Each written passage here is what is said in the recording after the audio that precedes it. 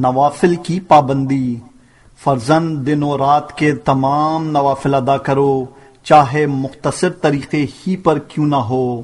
نوافل سے فرائض کی تکمیل ہوتی ہے، اور تجربہ یہ کہتا ہے کہ نوافلہ شب میں وسعت رزق اور نوافلہ ظہرین سے توفیقات میں اضافہ ہوتا ہے۔ خبردار نوافل کو اس لیے ترک نہ کرنا کہ مشغولیت زیادہ ہے۔ نوافل مشغولیت کے لیے مددگار ہیں، منافی نہیں ہیں۔ علم عمل کا مقصد ہوتا ہے، علم کی خاطر عمل کو ترک کر دینا بے فائدہ ہے۔ فرضاً جہاں تک ممکن ہو فرائض کو جماعت کے ساتھ ادا کرو، چاہے امام بنو یا معموم۔ جماعت کا ثواب بے پناہ ہے اور ضائع نہ ہونے پائے۔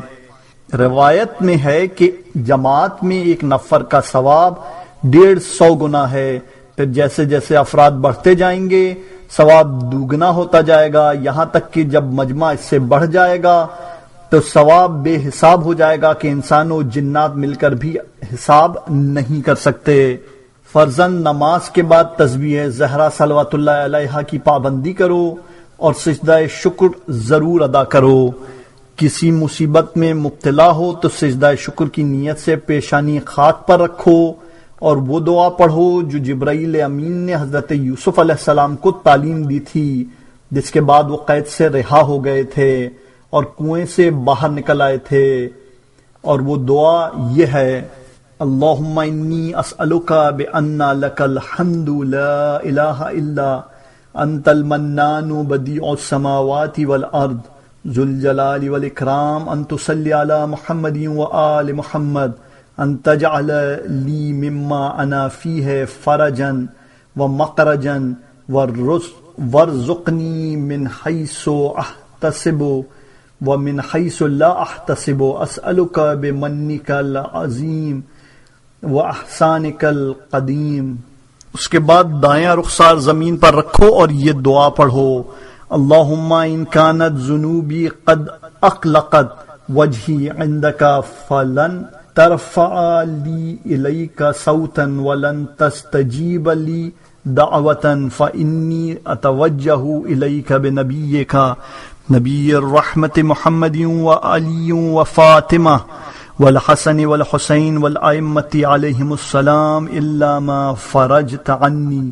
اس کے بعد بایاں رخسار زمین پر رکھو اور یہ دعا پڑھو: جس کے پڑھنے سے جناب یعقوب علیہ السلام کی بصارت واپس آ گئی تھی اور ان کے فرزند سے ملاقات ہو گئی تھی، یا من لا یعلم احد کیف ہوا وحیث ہوا وقدرتہ الا ہوا، یا من سد الہواء بالسماء وکبس الارض علی الماء واختار لنفسہ احسن الاسماء ائتنی بروح منک وفرج من عندک۔ فرزند ہر مہینے کے پہلے اور آخری پنجشنبے اور درمیانی چہارشنبے کو روزہ رکھو، یہ تمام زندگی کے روزے کے برابر ہے۔ مستدرک: فرزند روزانہ کم از کم 3 مرتبہ سورہ قل ھو اللہ کی تلاوت کرو کہ ایک قرآن ختم کرنے کے برابر ہے، اور اسی لیے جناب سلمان نے اس بات پر ناز کیا تھا کہ میں تمام روز روزہ رکھتا ہوں اور تمام رات عبادت کرتا ہوں اور روزانہ ختم قرآن کرتا ہوں، اور جب عمر نے اعتراض کیا تو سلمان نے کہا کہ میں ہر مہینے کے 3 روزے رکھ کر 10 گنا ثواب لے کر اسے مہینے کے برابر بناتا ہوں، ہر رات باوضو سو کر شب بیداری کا ثواب لیتا ہوں، اور روزانہ 3 مرتبہ قل ھو اللہ احد کا سورہ پڑھ کر پورے قرآن کا ثواب لیتا ہوں، اور پیغمبر اکرم صلی اللہ علیہ وآلہ وسلم نے سلمان کے اس دعوے کی تصدیق فرما دی۔ فرزند اگر مستحبی روزے رکھ کر کسی مومن کے یہاں جاؤ اور وہ کھانے کے لیے کہے تو روزے کا اظہار کیے بغیر کھا لو، کہ اظہار سے اس کے اوپر ثواب افطار دینے کا احسان ہو جائے گا، اور یہ شان مہمانی کے خلاف ہے۔ بغیر اظہار افطار کر لینے میں پروردگار 1 سال کے روزے کا ثواب عنایت فرمائے گا۔ فروع کافی، مطالعہ احادیث و مواضع۔ فرزند احادیث و مواضع کا برابر مطالعہ کرتے رہو اور روزانہ کم از کم 1 گھنٹے مطالعہ کرو کہ اس میں عجیب و غریب تاثیر پائی جاتی ہے، اس سے دل زندہ ہوتا ہے اور نفس امارہ سرکشی سے محفوظ رہتا ہے۔ فرزند خبردار زیادہ کھانا نہ کھانا کہ اس سے سستی اور سنگ دلی پیدا ہوتی ہے۔ روایت میں ہے کہ انسان شیطان سے اس وقت قریب تر ہو جاتا ہے جب اس کا پیٹ بھرا ہوتا ہے۔ خدا کے نزدیک ناپسندیدہ ترین شے شکم سیری ہے۔ مستدرک و وسائل شیعہ۔ مومن کے لیے مضر ترین شے پیٹ کا بھرا ہوا ہونا ہے۔ ہمیشہ 1/3 شکم پانی کے لیے رکھو، 1/3 سانس کے لیے اور 1/3 برابر کھانا کھاؤ کہ یہی مزاج کے لیے سازگار اور بدن کے لیے صالح ہے۔ خبردار یہ نہ سمجھنا کہ قوت زیادہ کھانے سے پیدا ہوتی ہے، ہرگز نہیں۔ قوت کا تعلق ہاضمے سے ہے، کھانے سے نہیں، اور ہاضمہ کم کھانے ہی میں کام کرتا ہے، زیادہ کھانے میں نہیں۔ میدا ایک پتیلی ہے اور پتیلی میں جتنی جگہ خالی ہوگی اتنی ہی اچھی غذا پختہ ہوگی۔ خبردار شکم سیری میں اشتہا کے بغیر نہ کھانا کہ اس سے بد ہضمی، برز، حماقت اور نادانی پیدا ہوتی ہے۔ وسائل شیعہ۔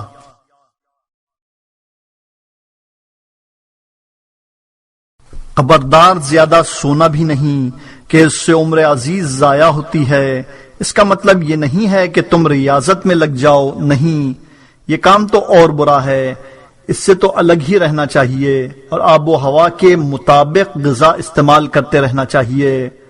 مطلب صرف یہ ہے کہ ہر کام بقدر ضرورت انجام دو اور زیادتی نہ ہونے پائے۔ زیادہ ہنسی۔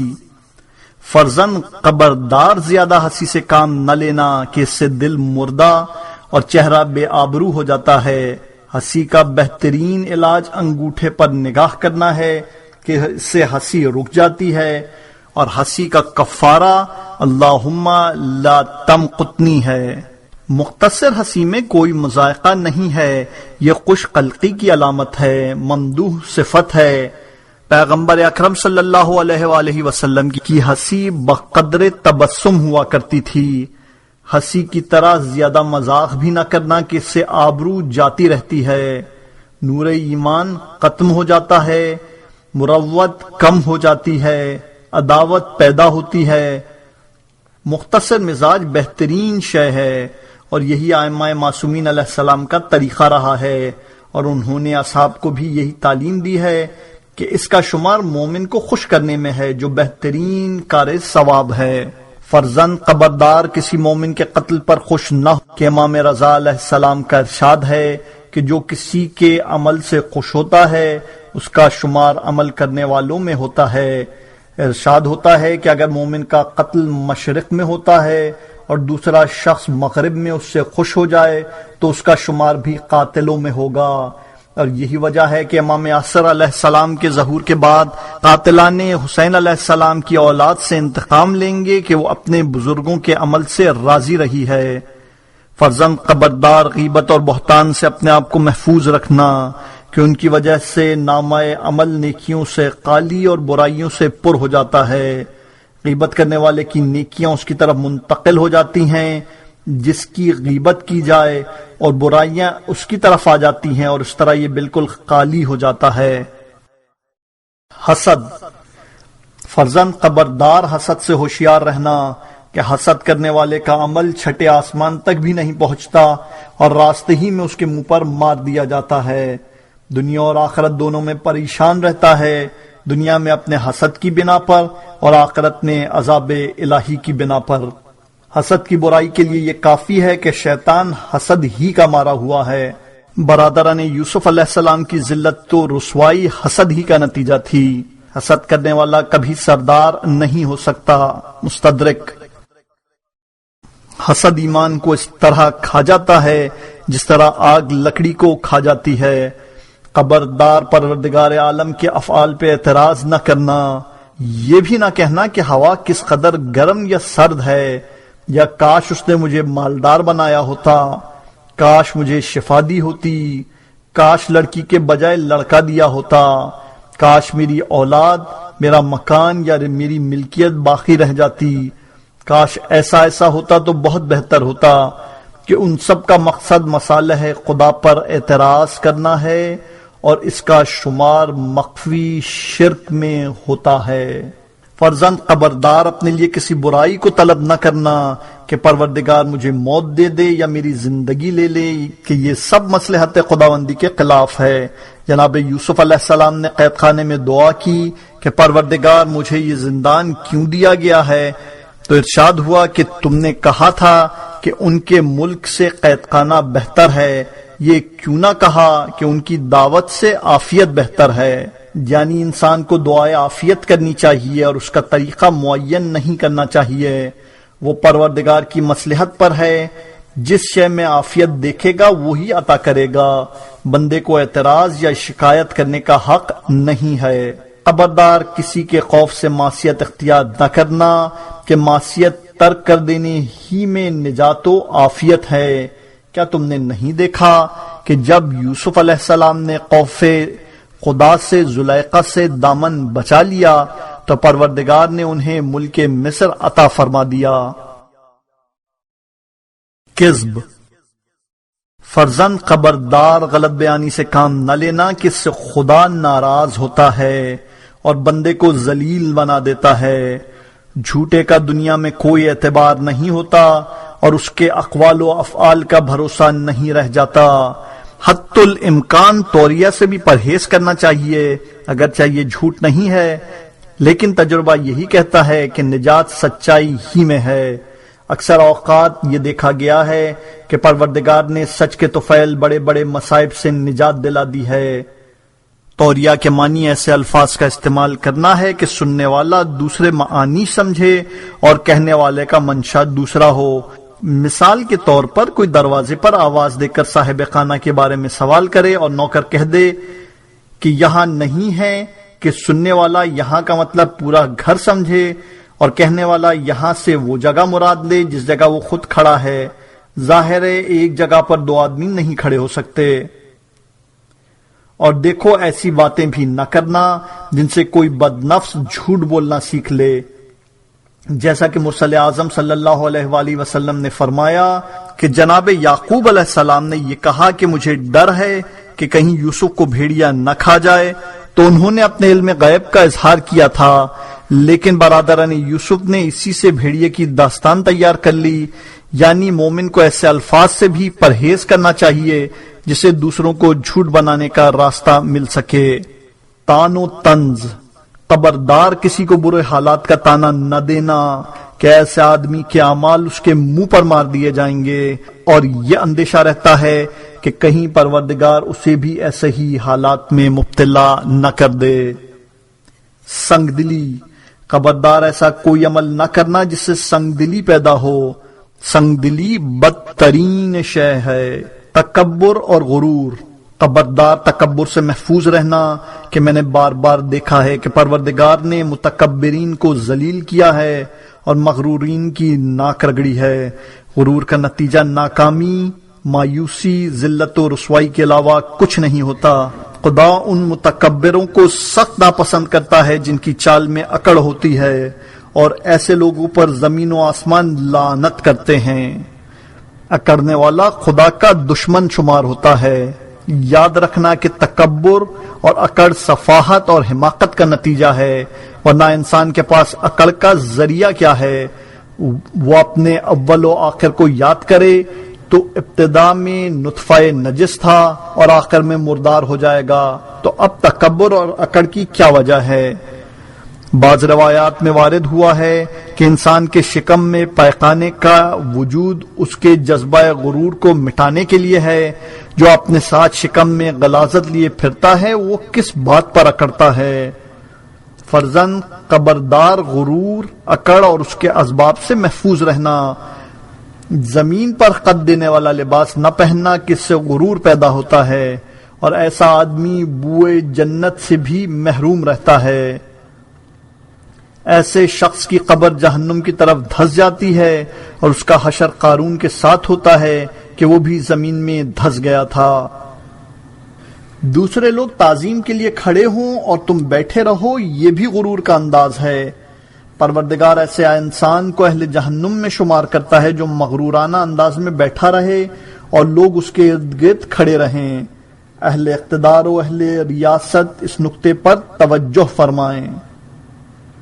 ائمہ علیہ السلام نے غرور کا علاج پیونددار لباس، کہنا نالین، گرد آلو چہرہ اور بازار سے سامان لانے، معمولی سواری پر سوار ہونے اور مساکین کی ہم نشینی کو قرار دیا ہے، اور یہی طرز عمل اپنایا بھی ہے۔